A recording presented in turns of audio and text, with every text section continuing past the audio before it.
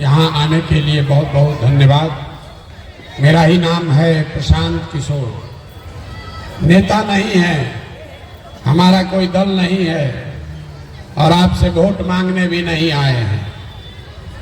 अभी 15-20 मिनट में आपको क्यों पैदल चल रहे हैं ये बताएंगे।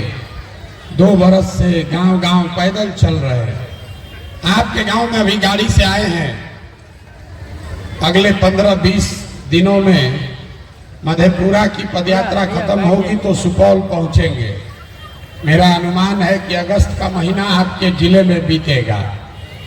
लेकिन आज आए हैं आपसे परिचय करने, तो 2-4 बात जन सुराज के बारे में आपको बताना चाहते हैं। जैसा कि लोग बता रहे हैं कि पिछले 10 साल में हमने बहुत दल और नेताओं की मदद की है। 1-2 नहीं 10-10 राज्य में सरकार बनवाए हैं। लेकिन हमने ये 10 साल में देखा कि नेता और दल के जीतने से जनता का जीवन नहीं बदलता। ये आपको हमको लगता है कि हमारा दल जीत गया, हमारा नेता जीत गया, हमारा जात वाला जीत गया। हमने बहुत करीब से देखा है, जो जीत गया वो जीत के हेलीकॉप्टर पर गया और आप और आपका बच्चा जहां था वहीं रह गया।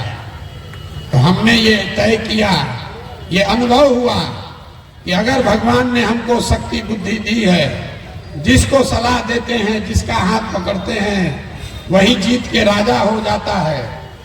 तो नेता और दल को तो बहुत सलाह दे दिए। एक बार चल के बिहार की जनता का हाथ पकड़ते हैं, आपको सलाह देते हैं ताकि आपका जीवन भी बदले और आपके बच्चों का भी जीवन बदले। अभी 20 मिनट में आपको हम सिर्फ एक ही बात बताएंगे, गरीबी से निकलने का रास्ता क्या है। आप बात को सुनिए, समझिए, ठीक लगे तो अपनाइए और न ठीक लगे तो जैसे जिंदगी चल रहा है वैसे चलाइए। आपको लग रहा है कि किस नेता को वोट दें कि हमारा गरीबी खत्म हो। जिसको खड़ा करेंगे, कोई लालू जी को दोष देगा, कोई नीतीश को गाली देगा, कोई कांग्रेस को गाली देगा, कोई मोदी को दोष देगा। जन सुराज में हम उल्टी बात बता रहे हैं। एक बार को मान लीजिए कि जिसको भी आपने वोट दिया, जिसकी भी सरकार बनी, उसने जो काम किया या करने का दावा कर रहा है सबको सही मान लीजिए। मान लीजिए कि कांग्रेस के नेताओं ने 40 वर्ष में बिहार में बड़ा विकास कर दिया।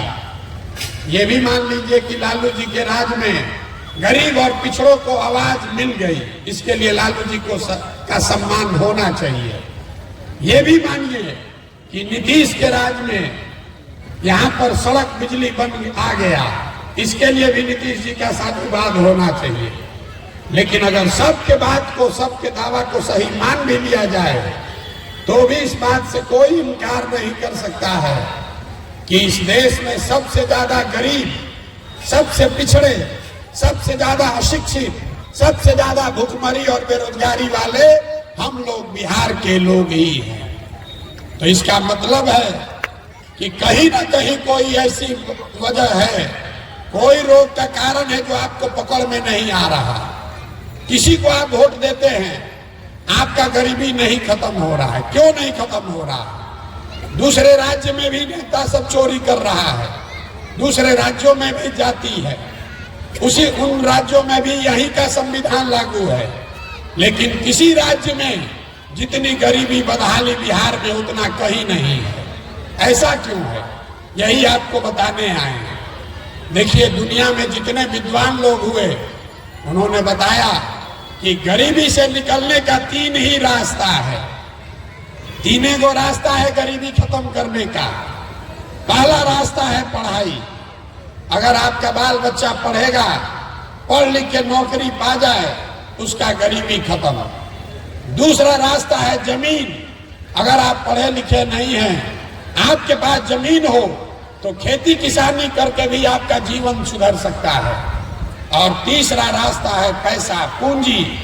अगर आप पढ़े लिखे नहीं हैं, आपके पास जमीन भी नहीं है, लेकिन अगर आपके पास पैसा हो, कोई कर्ज भी दे दे, तो कोई ना कोई छोटा मोटा रोजी रोजगार व्यापार करके अपना जीवन आप सुधार सकते हैं। तीन ही रास्ता है, नौकरी, खेती या व्यापार। अगर नौकरी चाहिए तो बढ़िया पढ़ाई होना चाहिए, खेती चाहिए तो उसके लिए जमीन होना चाहिए, और रोजी रोजगार व्यापार करना है तो उसके लिए पैसा पूंजी होना चाहिए।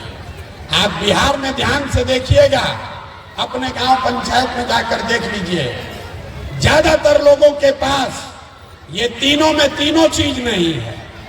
यहाँ जो गरीब है उसके बच्चों के पास पढ़ने का सुविधा ही नहीं है। गरीब का बच्चा जा रहा है स्कूल में पढ़ने, खिचड़ी खाया घरे चला आया। आप में से कुछ लोग हैं पैसे वाले जो अपने बच्चों को प्राइवेट स्कूल में पढ़ा रहे हैं, आपके बच्चों को भी नौकरी नहीं मिल रहा। ऐसा क्यों? ऐसा इसलिए कि स्कूल तो आप भले प्राइवेट में पढ़ा दीजिएगा, कॉलेज आपके बच्चे को सरकारी में ही जाना पड़ेगा। तो बिहार में जो व्यवस्था है इसमें स्कूल में खिचड़ी बंट रहा है और कॉलेज से डिग्री बंट रही है, पढ़ाई दोनों में कहीं नहीं हो रहा है। तो जब आपका बच्चा पढ़ेगा ही नहीं तो उसको चाहे मोदी बन जाए कि नीतीश बन जाए, लालू बन जाए कि प्रशांत किशोर बन जाए, आपके अनपढ़ बच्चे को कोई डॉक्टर, इंजीनियर, कलेक्टर नहीं बना सकता है। इसीलिए पूरे बिहार में याद रखिए, 100 में सिर्फ 2 लोगों के पास सरकारी नौकरी है और पूरे समाज को लोग बेवकूफ बना रहा है, आरक्षण दे देंगे, सरकारी नौकरी दे देंगे। 100 में सिर्फ 2 लोगों के पास यहाँ सरकारी नौकरी है। तो यहाँ रहने वाले ज्यादातर लोगों के पास अपने बच्चों को पढ़ा लिखा कर नौकरी दिलाने का रास्ता बंद है। दूसरा रास्ता हमने बताया खेती का। खेती करके आपका जीवन क्यों नहीं सुधरा? यही खेती करके हरियाणा, पंजाब में लोगों ने इतना पैसा कमा लिया कि पूरा बिहार से आदमी पंजाब में मजदूरी करने जा रहा। बिहार में खेती से कमाई क्यों नहीं हुआ? वो इसलिए कि बिहार में जितने लोग रहते हैं उसमें 100 में 60 आदमी ऐसा है जिसके पास जमीन है ही नहीं। यहाँ गरीब के नाम पर राजनीति हुआ, सामाजिक न्याय, समाजवाद का बात हुआ, लेकिन भूमि सुधार लागू नहीं किया गया।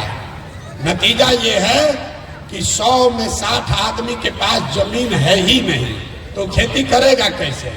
जो बच गए 40 लोग जिनके पास जमीन है, जो खेती करते हैं, वो 40 में 35 आदमी ऐसा है जो 2 बीघा से कम का खेती करता है। और यहाँ खेती करने वाला हर आदमी जान रहा है कि अगर आपके घर में कोई नौकरी नहीं करता है, बिजनेस व्यापार नहीं है, और खेती करने वाले के घर में कोई बीमार पड़ जाए, बेटी का ब्याह लग जाए, तो 1-2 कट्ठा जमीन बेचे बगैर उपाय नहीं है।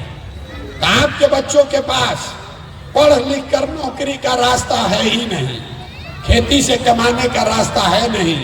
एक रास्ता बचा, अगर आपके पास पैसा होता, सरकार आपको कर्ज भी दे देती, तो कुछ नहीं करते, आप 4 गो गाय भैंस पाल लेते, कोई मुर्गी फार्म खोल लेता, कोई कपड़ा का, सीमेंट का, खाद का, मिठाई का दुकान कर लेता।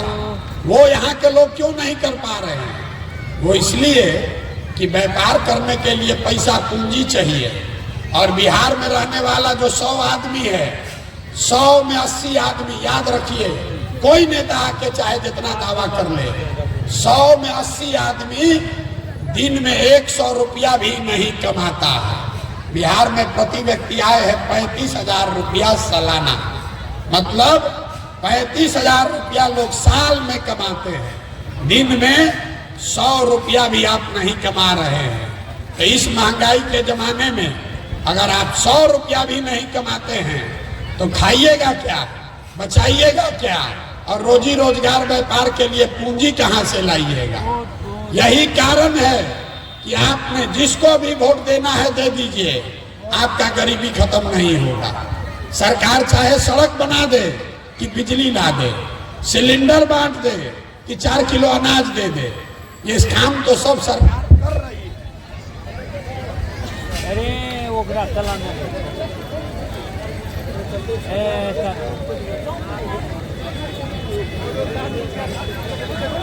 स्टार्ट करने में गेल लाइन काट दल को दे सरकार ने यहाँ सड़क बनवा दिया, बिजली आ गई, आपको 4 किलो अनाज मिल रहा है, लेकिन आपकी गरीबी नहीं खत्म हो रही है। गरीबी खत्म तब होगी जब आपके बच्चों के पढ़ने की व्यवस्था हो। गरीबी खत्म तब होगी जब खेती से लोगों को आमदनी होगा। गरीबी खत्म तब होगी कि होगा कैसे। ज्यादातर लोग पूछेगा भैया किसको वोट दें कि तीनों काम होगा। हम अभी आपको रास्ता ऐसा बताएंगे कि जिसको मन है उसको वोट दे दीजिए, वोट जिसको मन है उसको दीजिए, लेकिन जो रास्ता बताएंगे वैसे दीजिएगा तो आने वाले 2 वर्ष में आपके बच्चों के लिए पढ़ाई रोजगार होगा ही होगा, ये मेरी गारंटी है। न हो तो हमारा गर्दन पकड़िएगा। वोट दीजिए मोदी को, लालू को, गर्दन मेरा पकड़िएगा, लेकिन रास्ता जो बता रहे हैं वैसे दीजिएगा। अब जिसको जिसको ये रास्ता समझना है, भाषण खत्म। अब आपसे 2 सवाल पूछेंगे, उसका जवाब दीजिए और आपको रास्ता अपने आप दिखेगा। यहाँ आप जितने लोग आए हैं जरा सोच के बताइए, हाथ उठाकर सबको बताना है हाँ या ना। आपके इस जगह में, आपके गांव पंचायत में और कुछ हो या ना हो, आप सभी के बच्चों के पढ़ने के लिए अच्छी व्यवस्था होनी चाहिए कि नहीं होनी चाहिए? सबको हाथ उठाकर जोर से बोलना है, होना चाहिए कि नहीं होना चाहिए? होना चाहिए। देखिए यहाँ कितना लोग समझदार है। आप चाहे पढ़े लिखे हैं या अनपढ़, अगड़े हैं कि पिछड़े, गरीब अमीर, महिला पुरुष, हिंदू मुसलमान, सब ने कहा कि भैया पढ़ने का व्यवस्था तो होना ही चाहिए। इतनी समझदारी सबको है कि अगर आपके बच्चों के पढ़ने की व्यवस्था होगी तो आपके बच्चों का जीवन सुधरेगा। तब जितना आप समझदार लोग यहाँ आए हैं, जरा एक बार अपने अपने बच्चों का चेहरा याद कर लीजिए और अपने बच्चों के नाम पर जरा ईमानदारी से बताइए, आप में से किसने जीवन में एक बार भी अपने बच्चों के पढ़ाई के लिए वोट दिया है? देखिए प्रबुद्ध लोगों का देखिए दशा, देखिए नजर घुमा के। और आप अकेले नहीं हैं, 4800 गांव में हम गए हैं, हर जगह ये सवाल पूछते हैं। आज तक बिहार में एक आदमी भी नहीं मिला जिसने ये कहा हो कि हमने अपने बच्चे के पढ़ाई के लिए वोट दिया। ये आपकी बर्बादी का पहला कारण है। आपको पढ़ाई चाहिए लेकिन आप पढ़ाई के लिए वोट नहीं देते, दूसरे के पढ़ाई के लिए नहीं, अपने बच्चों के पढ़ाई के लिए आप वोट नहीं देते। हम आपको क्या सिखाएंगे? आपको मालूम है कि आपका बच्चा पढ़ेगा, उसका जीवन सुधरेगा, लेकिन आपको पढ़ाई पर वोट नहीं देना है। अब कोई खड़ा होकर कहेगा ए भैया इसका क्या गारंटी है कि पढ़ाई के लिए वोट देंगे तो पढ़ाई मिलेगा? बिहार में तो सब नेता चोरे हैं। हम आपको बता रहे हैं बिल्कुल इसका गारंटी है। नहीं भरोसा है तो अभी दूसरे सवाल का जवाब दीजिए और आपके आंख के सामने दिखेगा कि कैसे मिलेगा। जरा सोच के बताइए, आज तक जिन नेताओं को आपने वोट दिया उन नेताओं ने आपका काम किया है कि नहीं किया है? अरे हथवा उठाकर बोलिए, किया है कि नहीं किया है? जोर से बोलिए, किया है कि नहीं किया है? पीछे नहीं हटना है, फिर नहीं किया है। देखिए सब समझदार लोग कह रहे हैं कि भैया किसी को वोट दिया आज तक कामें नहीं किया, तो हम अभी गिनवाना शुरू करते हैं। सही बोले तो हाँ बोलिएगा, गलत बोले तो ना बोलिएगा। बात खत्म करेंगे, आपको दिखेगा कि आपके बच्चों को पढ़ाई रोजगार कैसे मिलेगा। पूरे बिहार में, यहाँ बलुआ सुपौल में भी बहुत सारे लोगों ने 5 किलो अनाज के लालच में मोदी जी को, भाजपा को वोट दिया है। तो बिहार में चाहे जितना चोरी भ्रष्टाचार है, 1 किलो चोरी करके 4 किलो अनाज यहाँ के गरीब को मिल रहा है कि नहीं मिल रहा है? जोर से बोलिए, मिल रहा है कि नहीं मिल रहा है? आपने, हमने वोट दिया हिंदू मुसलमान बन के। सारे हिंदुओं ने कहा कि हमारा दशा कुछ हो, अयोध्या में राम मंदिर बनना चाहिए। तो आपके बलुआ में, सुपौल में फैक्ट्री नहीं लगा, अस्पताल, स्कूल, कॉलेज नहीं बना, लेकिन अयोध्या में आपके वोट की ताकत से राम मंदिर बना है कि नहीं बना है? आप में से कई लोगों ने वोट दिया नीतीश कुमार को बिहार में बिजली का दशा सुधारने के नाम पर। लालू जी के राज में बिजली नहीं था, तो नीतीश के राज में इसी बदहाल बिहार में बिजली का बिल 500 आए चाहे 1000, घरे घरे बिजली आया है कि नहीं आया है? आपने हमने वोट दिया जाति के नाम पर, अपने जात के नेता को।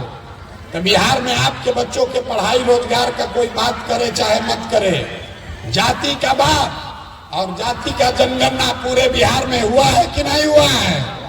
अरे बोलिए, हुआ है कि नहीं हुआ है? आपने हमने वोट दिया सिलेंडर के लालच में मोदी जी को, तो सिलेंडर का दाम 1000 हो कि 1200, घरे घरे सिलेंडर बटा है कि नहीं बटा है? आपने हमने वोट दिया मोदी जी का कहानी सुन के कि मोदी जी गुजरात में बड़ा विकास किए हैं, तो गुजरात में तो विकास हो रहा है और पूरे बिहार से आपके हमारे बच्चे गुजरात में जाकर नौकरी मजदूरी कर रहे हैं कि नहीं कर रहे हैं? तो कौना बात पर आप लोग वोट दिए हैं जो नहीं मिला? आप लोग तो खुद बोले हैं अपने बच्चों के नाम पर, ये भैया जीवन में पढ़ाई रोजगार के लिए वोट नहीं दिए, यही बात बताने के लिए घूम रहे हैं। वोट वोट नहीं मांगते, बोइएगा बबूल तो आम कहां से खाइएगा? वोट दीजिएगा 4 किलो अनाज पर तो आपके बच्चों को रोजगार कहां से मिलेगा? वोट दीजिएगा जाति के नाम पर तो आपके बच्चों के लिए पढ़ाई कहां से होगा? जो बोइएगा वो काटिएगा। यहाँ पर 5 बरस बैठ के यहाँ के आदमी को सुधरना ही नहीं है। हमको कह रहा है कि प्रशांत किशोर आए हैं, बहुत पढ़े लिखे आदमी है, भैया आप सुधारिए। हम आपको सामने से कह रहे हैं, एक प्रशांत किशोर को छोड़िए, अगर 10 प्रशांत किशोर आ जाएंगे तब भी ये सुधरने वाला नहीं है। जब तक आप नहीं सुधरिएगा इसको कोई नहीं सुधार सकता। हम गांव में जाते हैं, आदमी कहता है भैया मुखिया जी बड़ा चोरी कर रहे हैं। अरे मुखिया तो नाली गली नहीं बनवाए, राशन कार्ड में 2000 3000 घूस लगता है, इंदिरा आवास तो मिलिए नहीं रहा, मिलेगा तो 25,000 30,000 घूस लग रहा है। तो जरा याद कीजिए, 2 बरस पहले मुखिया जी का चुनाव हुआ, जब मुखिया का चुनाव था 500 रुपया लेकर वोट बेचे आप, मुर्गा भात खाकर वोट दिए आप, जात के नाम पर पाउच पीकर वोट का सौदा किए आप, तो आपका मुखिया चोर नहीं होगा तो हरिश्चंद्र होगा। अरे बताइए, हर आदमी बिहार में सोच रहा है कि हम लूट के अपना घर भर लें और बाकी सब ईमानदार हो जाए। अरे भाई, भ्रष्टाचार पर जो सबसे हल्ला कर रहा है, 500 रुपया लेके वोट बेचोगे, अब मुखिया ईमानदार हो जाएगा? मुखिया गेहूं बेच के पैसा देगा? आपका औकात है 500 रुपया चोरी करने का, तो आप 500 चोरी कर रहे हैं। मुखिया का औकात 5000 का है तो 5000 चोरा रहा है। विधायक सांसद का औकात 50,000 है तो 50,000 चोरी कर रहा है। अगर समाज चोर है तो नेता ईमानदार नहीं हो सकता है। जब तक आप नहीं सुधरिएगा कोई नहीं सुधार सकता है। आदमी कह रहा है कि भैया नेताजी काम नहीं कर रहे हैं, और पूछते हैं कि विधायक जी कई बार से जीत रहे हैं, तो भैया 6 बार से। सांसद महोदय कई बार से जीत रहे हैं, तो भैया 2 बार बाबूजी जीते, अब लड़को जीत रहा है 2 बार से। बाहर है भाई, आप 5 बरिस नेता को गरियाइयो रहे हैं और फिर वोट के दिन जाकर उसको वोटो दे रहे हैं, दोनों बात कैसे होगा? ये नहीं हो सकता। तो अगर सुधरना है तो एक ही रास्ता है। अब आप कहिएगा कि प्रशांत किशोर पर काहे भरोसा कीजिए, बिल्कुल मत कीजिए। एक रास्ता है, वोट जिसको देना है दीजिए, लेकिन एक संकल्प लीजिए। आज तक आपने वोट दिया जाति के नाम पर, आपने वोट दिया विचारधारा के नाम पर, आपने वोट दिया नेता का चेहरा देखकर, आपने वोट दिया नाली गली के लिए, 4 किलो अनाज के लिए, मंदिर मस्जिद के लिए। हम एक ही बात कह रहे हैं, गांव गांव जाकर लोगों को हाथ जोड़ रहे हैं। एक बार मेरी बात मानिए, एक सलाह मानिए, वोट जिसको देना है दीजिए, लेकिन एक बार वोट अपने बच्चों के लिए दीजिए, अपने बच्चों के लिए दीजिए, नेताओं के लिए नहीं, भारत पाकिस्तान के लिए नहीं, अपने बच्चों के लिए। अपना बच्चा पढ़ा ही नहीं, अपना बच्चा खाए बगैर मर रहा है, कहीं मजदूरी कर रहा है। अब बिहार में बैठे बैठे भारत पाकिस्तान का बात हो रहा है। यहां से लोगों को सब समझ है, गांव में बैठ के लालू जी का लड़का कैसे बनेगा मुख्यमंत्री, इसका समीकरण बना रहे हैं। मोदी जी को 240 आया कि 70 आया, इस पर रात दिन चर्चा हो रहा है।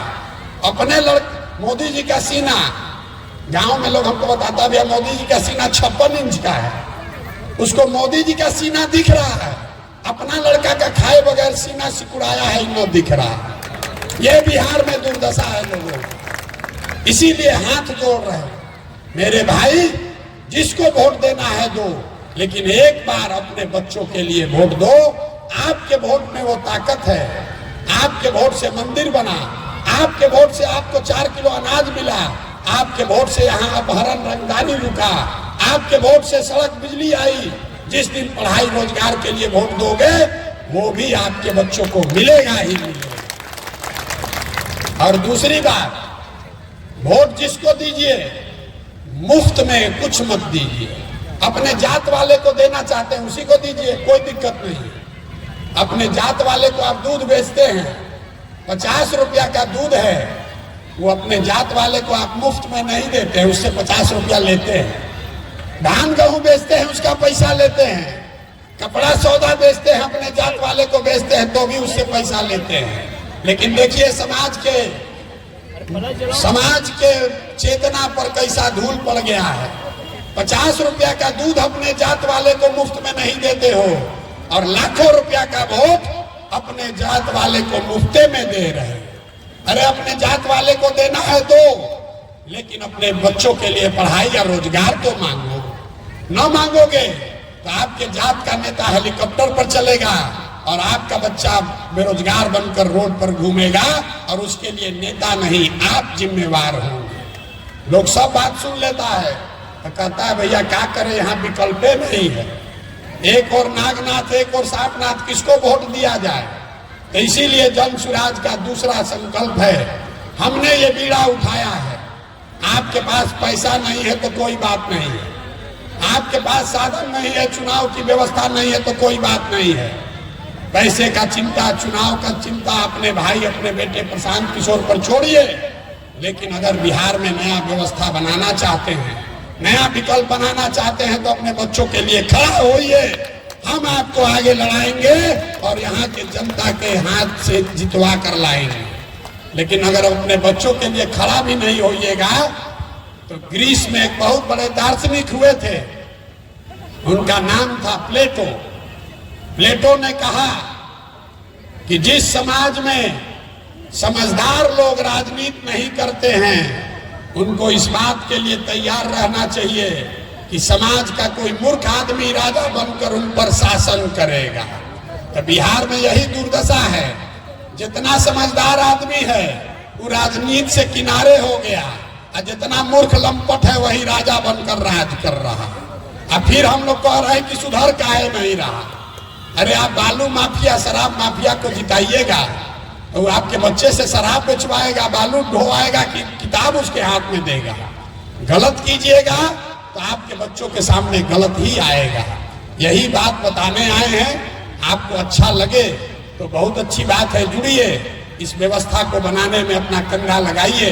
और न अच्छा लगे तो जिस दल, जिस नेता, जिस विचारधारा का बदला मजदूरी कर रहे हैं करते रहिए, लेकिन लिख के रखिए, अगर ये गलती कीजिएगा तो जिस गरीबी बदहाली में आपका जीवन बीता है, आपके हमारे बच्चों को उसी गरीबी और बदहाली में जीना पड़ेगा।